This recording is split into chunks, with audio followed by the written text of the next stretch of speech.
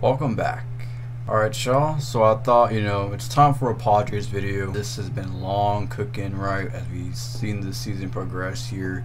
The Padres, a very hot topic as always. This team had a lot of eyeballs on them going into the 2023 season, and so far it has not been good. It's not off to a great start in San Diego. In fact, their current start is their worst start since 2019. But the Padres are currently 19-21, third in the NL West. There are 6 games behind LA now after losing the first 2 versus the Dodgers. Salvage 1 game tomorrow in LA, and I'm not sure if they can. They definitely can win that game. The Dodgers wake up sleepy, but 19-21, third NL West. If they lose tomorrow and they go swept by the Dodgers, they're 7 games out of the NL West race. The D-backs are playing better baseball than the Padres right now, and really that could be a multitude of many things. The Padres are a bunch of guys with just a bunch of talents, egos, and the D-backs are a team, a young up-and-coming team that are trying to win and build together. And the Padres, kind of a mixed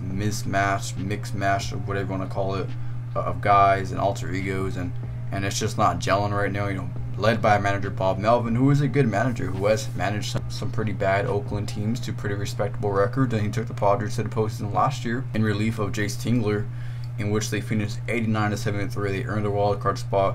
They went all the way to the NLCS en route. They defeated the Los Angeles Dodgers, of course, the biggest upset in recent memory in baseball, right? I think we could probably agree on that. And the 111 win Big Bad Dodgers, the Padres slayed the dragon, as they like to call it in San Diego, and they can hold on to that forever.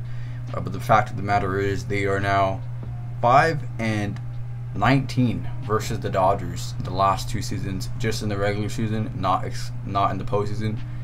Going back to 2022 and now entering 2023, the first 5 games this year, they are now 5-19 versus the Dodgers. They cannot beat the Dodgers, and that's the title of this video. They still cannot beat the Dodgers. Again, the postseason is a different animal. We all understand that. The postseason is 100% a different animal. I think it happened in the postseason. They turned up a notch. The Dodgers don't. They can win a series, but the fact of the matter is they have not won series at all versus the Dodgers in the last couple of seasons now. And what it is, they just, again, Dodgers just look ultra confident, and the Padres don't look that confident versus the Dodgers in the regular season, that is. The Dodgers, I feel like they go out there and they know that they're going to take care of business, while the Padres, I feel like they're trying too hard to kind of prove a point just to win a series. They're giving it their all, and in giving it their all, they're just doing a little bit too much pressing up there, and it's just not working out. They have lost now 4 in a row to the Dodgers after that Kershaw meme that we saw in San Diego. Not even going to touch on that today. 3-7 now in their last 10. They have lost 4 in a row, and they'll try to get, like I said, salvage a win tomorrow on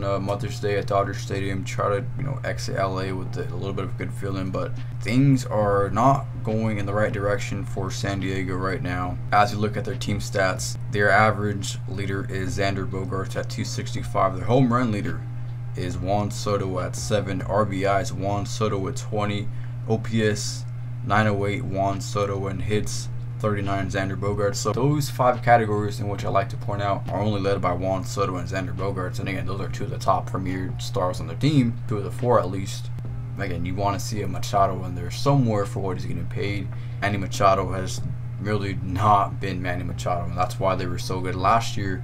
Manny Machado had an MVP type year, and this year he is not so far to begin the season, which is why you're kind of seeing the results that you are seeing. The pitching side of things, ERA, I'll just get it out of the way now. Spoiler alert, all these stats are led by Yu Darvish. So Yu Darvish is carrying the Padres pitching staff right now at 36 years old. It's not a contract the offseason. Yu Darvish is living up to that contract early on this season.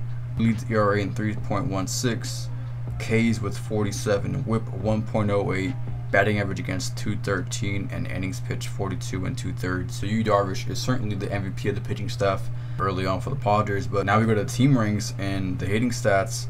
Average 27th in average. A lot of these stats are really bottom third of the league, as you're going to see here. 27th in average for this Padres team is awful.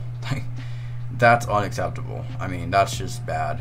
Home runs, they're 14th, kind of right smack dab in the middle. RBIs, again, bottom third of the league, 24th.